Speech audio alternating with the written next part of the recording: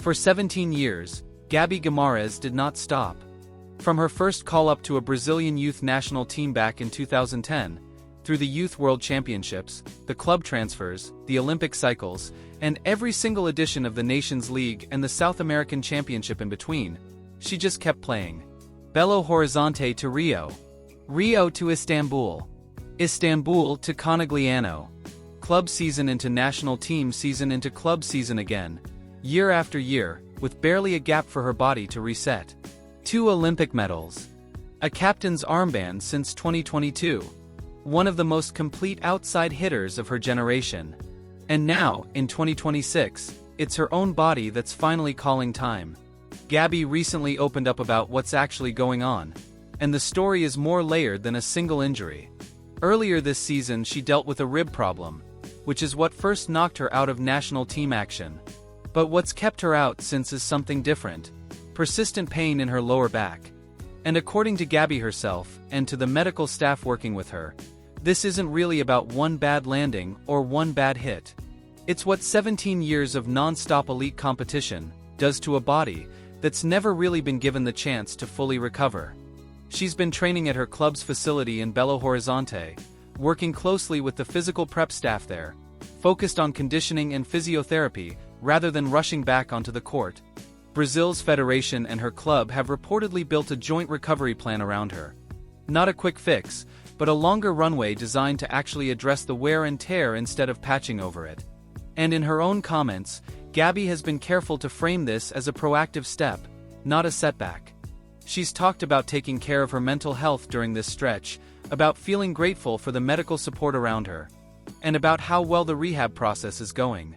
The target isn't a random return date. It's the South American Championship in September, in Rio de Janeiro, a tournament that doubles as Brazil's qualifier for the Los Angeles 2028 Olympics. That's the finish line her recovery is actually built around. Here's the part that makes this story land harder though. Gabby did not play a single minute of the 2026 VNL preliminary round. Not one set. Head coach José Roberto Guimarães still named her to the wide roster at the start of the tournament, holding out hope she'd recover in time to contribute somewhere along the way. Early on, there was even a conversation between Gabby and the medical staff about whether she could come in for short, limited stretches in a purely defensive back row role, essentially a specialist substitute appearance, nothing more. But the lower back pain was too significant for even that. And practically speaking, using a roster spot on a player who could only offer a few defensive minutes, when a fully healthy player could offer a full match, just didn't make sense for the team. So Brazil made the call to preserve her fully instead.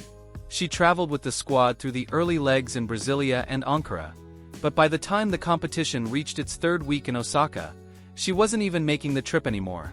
She sat out the rest of the preliminary phase entirely, and she won't be part of the finals in Macau either.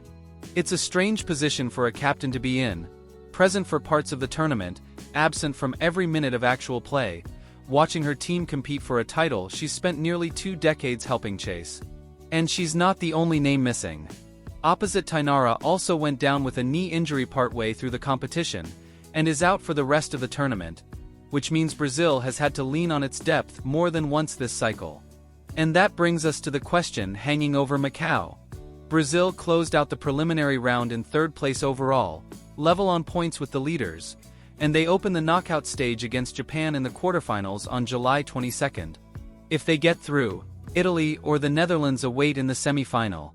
So the roster José Roberto Guimarães takes into these finals is one that's already been playing an entire season without its captain, which cuts both ways. On one hand, this Brazilian team has had months to figure out how to function without Gabby Guimarães in the lineup, so her continued absence isn't a sudden shock to the system, the way a late injury to a healthy starter would be.